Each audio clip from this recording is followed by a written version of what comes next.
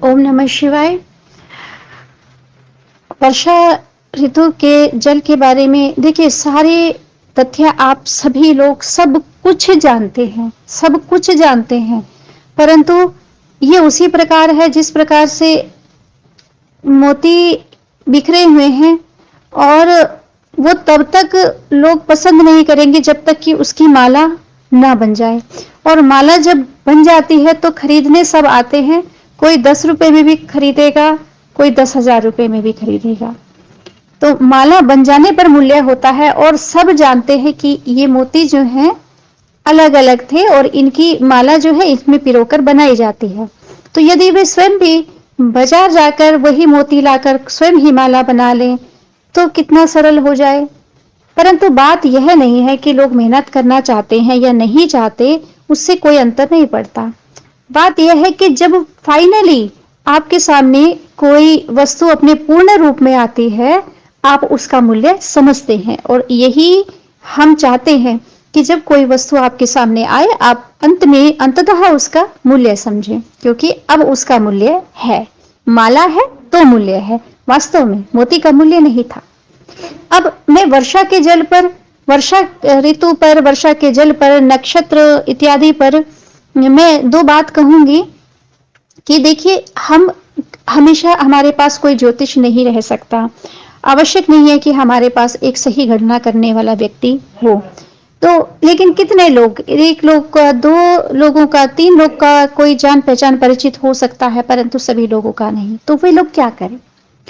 तो एक सामान्य वही बात मैं बता रही हूँ, मोती आप लोगों के पास है, पर माला बनाकर जब मैं दूंगी तब आपको पूरा समझ में आएगा, अरे ये तो हमें पता ही था, इसमें कौन सा बड़ी बात है, और वो बड़ी बात आपको समझ आ जाएगी। ऋतु का जो जल होता है वह, आप ये समझिए, वह दिव्य जल होता है। ये मैं केवल शब्दों में नहीं कह रही हूँ, यह वास्तव में सत्य है। आप गंगा जल को पवित्र मानते हैं। आपको मैं बता दूं कि गंगा भी आकाश मार्ग से आई है, गंगा भी दूसरे लोक से आई है। और माने तो ये जो जल होता है ये भी पृथ्वी का जल नहीं होता है, ये ऊपर से ही बरसता है, हम इसे जमीन के नीचे से नहीं खींचते हैं। और ये एक नेचर्स अर्ज होती है, ये एक प्रकृति द्वारा दिया गया आपको उपहार होता है। जब प्रकृति स्वयं आपको दे रही है, भगवान स्वयं दे रहे हैं, जल के देवता स्वयं जो वर्षा, जो जल आपको प्रदान कर रहे हैं, उससे दिव्य कुछ हो ही नहीं सकता। और कहते हैं इस दिव्य जल में प्रत्येक व्यक्ति को स्नान अवश्य करना चाहिए। ये दिव्य जल सब प्रकार के प्रदूषणों से मुक्त होता है। इसमें जो पृथ्वी के अंदर जो जल पाया जाता है, जितने भी उसमें खनिज पदार्थ होते हैं, उससे कहीं ज्यादा शक्ति इन जो वर्षा का जल होता है इसके अंदर होती है। मैं यह नहीं जानती हूं कि इसमें सल्फर, मैग्नीशियम, आयरन, कैल्शियम इत्यादि इत्यादि सभी पदार्थ होते हैं कि नहीं, परंतु मैं इतना अवश्य जानती हूं कि जिस प्रकार गंगा जो है अपने साथ हिमालय से बहती हुई सभी जड़ी बूटियों को छूती हुई आती है, तो उसमें जड़ी बूटियां, जो गंगा का जल है वो इसीलिए खराब नहीं होता है कि उसमें बहुमूल्य जड़ी बूटियां, दिव्य जड़ी बूटियां जो होती हैं उसको छूकर आई होती है। जबकि पृथ्वी का जल जो है वो खराब हो जाता है, पृथ्वी का जल खराब हो जाता है। आप जानते हैं, आप उसको बंद करके रखेंगे, कितना भी ज्यादा आप आरओ का पानी हो या फिर पूरा पृथ्वी का शुद्ध जल हो, कुएं का हो, खराब हो जाएगा, परंतु गंगा का जल खराब नहीं होगा। और ये तो दिव्य जल है, ये तो ऊपर से बरस रहा है, इसमें ऐसा कोई तत्व नहीं है जो मानव द्वारा छुआ गया हो।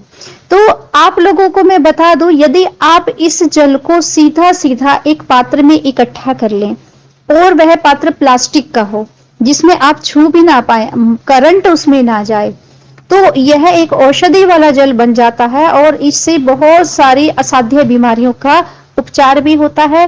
वह मैं नहीं कर पाई, वो जो है एक दूसरा मेथड भी था, परंतु आप लोगों को बता दूं, सीधा सीधा प्लास्टिक के बर्तन में आप इसे इकट्ठा कीजिएगा, कई परतों की कपड़ों की परतों की इसमें तह बनाइएगा, क्योंकि जो ऊपर से जल बरसता है उसमें वातावरण की मिट्टी जो है वो भी बहती है। जो आकाश में और धरती के बीच में जो भी स्पेस होता है, वो जितने उसमें कण होते हैं, चाहे प्रदूषण के हैं चाहे धूल के कण हैं, वो सब नीचे आते हैं और वातावरण साफ होता है। परंतु वो जल दिव्य होता है, उस पर उन चीजों का कोई प्रभाव नहीं पड़ता है। तो कपड़े की एक दो तह बनाकर आप उस प्लास्टिक के पात्र के ऊपर रख दीजिए, नहीं तो चाहे घड़ा रख लीजिए, चाहे आप कोई भी बाल्टी रखेंगे, पर उसमें क्या होगा, अर्थिंग हो जाएगी। तो किसी भी तरह से आप उस वर्षा के जल को एकत्र कर लीजिए जितना हो सके वर्ष भर। और कोई व्यक्ति बीमार होता है ना, तो उसको वही वर्षा का जल आपने पिलाना है, उसको आप संचित करके रख लीजिए।